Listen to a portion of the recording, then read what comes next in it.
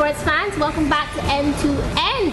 We're joining you from our new home, our new location, the Triple Century Sports Bar in New Kingston. With me, guys, always ready to debate, Andre Lowe, Kwesi, Mugisa.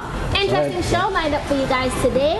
Alright, so we get started with the sport of netball. Celebrations have since died down since Jamaica claimed bronze at the Commonwealth Games. But is it enough, guys? I'm still celebrating. What are you talking about? Celebrating everything. It doesn't really count. Then we get on to football, where Ambassador Stuart Stevenson claimed Kasapa's top spot after a fiery election. Is he the right man for the job? Maybe. I don't know. Well, we'll see. And we finish things off with the sport of track and field, where Justin Gatlin has been having a heck of a season. Is it time for both to, look behind him, see what's happening behind there? I don't know. Let's get on track. It looks behind him, you'll see Justin Gatlin. That's what I'm saying about that. Let's debate. There were joyous celebrations when Jamaica's Sunshine Girls defeated England to claim the bronze at the 2014 Commonwealth Games. But if it seems like we've done that before, celebrated a bronze medal, it's because we have in 2002. And I'm now thinking of different ways to say, like third time's a charm. I don't know, three's company. What? Are we stuck at number 3? What's happening next? No. What the hell is this? And whose idea of a topic was this anyway? I think we're actually downplaying what has been an exceptional performance by the Sunshine Girls with very limited resources, guys. And listen, this is not some Old Testament miracle working kind of thing, right? The girls have done exceptionally well to come away from the Commonwealth Games with a bronze medal. And when you really compare what they have received in terms of support, be it from government or the private sector, and compare that to what our rivals, the Australians and the New Zealands and the Englands, have actually put into the netball program, I think we need to stand up and applaud them. No. Listen, before you go further, sir. There is no doubt that our girls have been able to achieve with limited resources, and we applaud them for that. However, it has been 12 years since our last bronze medal. 12 years later, we're celebrating another bronze. Are we dragging on the spot? As you should, sir. And I tell you what, you get out what you put in.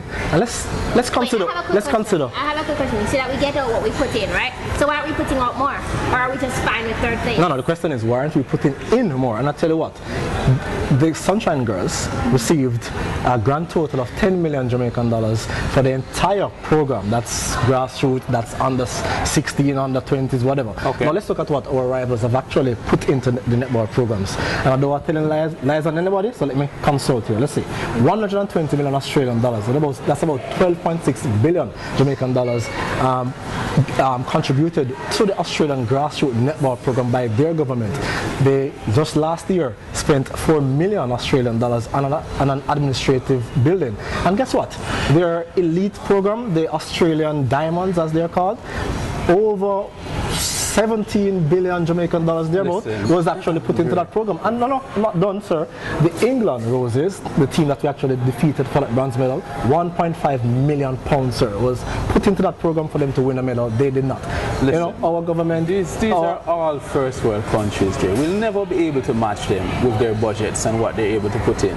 But if we look on the sport of track and field, for instance, where if you look on how much the US, Australia, Great Britain spends, it's going to dwarf the amount that we put in by a big margin. So we don't have the money, but we have the heart, right? Is heart enough to win the game? No, listen. What we need is better infrastructure, better planning, and I don't see where that has happened in 12 years. And this is actually where we agree, because I do think there's a little bit more that can be done in terms of maybe strengthening our domestic league, because I think the elite league is anything but an elite league. I think actually the Netball Jamaica actually needs to consider changing the dates of the elite league and perhaps contesting it this time of the year, September, October, November, where we can actually have the availability of our ANZ stars and perhaps bring in some other talent from overseas, so that we grant greater early high-level exposure to our netballers. But there's no doubt, sir, that we certainly need to invest a bit more in the Sunshine Girls program. We have not done that, and until we actually do that, sir, we won't be able to really compete with the Australias, the New Zealands, and the Englands of this world, even though we actually beat England last time around. Go Sunshine Girls. Extremely proud of their accomplishments. Listen, I'm not knocking the Sunshine Girls. They're probably my favorite national team. But listen, more needs to be done. More needs to be done.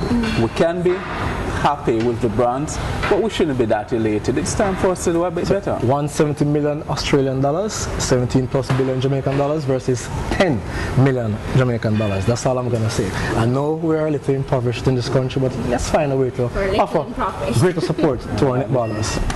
Okay, you know Jamaicans love their medals, but you know what we're saying? Bronze, it just isn't good enough. It's fine, it's good, you know, you got the medal, you're still on the stand, but we need to put more into netball. Can we all agree on that? Yeah, you guys put need more into netball. Well, of course. Get more out? Yeah. Maybe first, next time? I can agree with that. I could do that. Yeah, like I could celebrate a first medal. I really could. Yeah.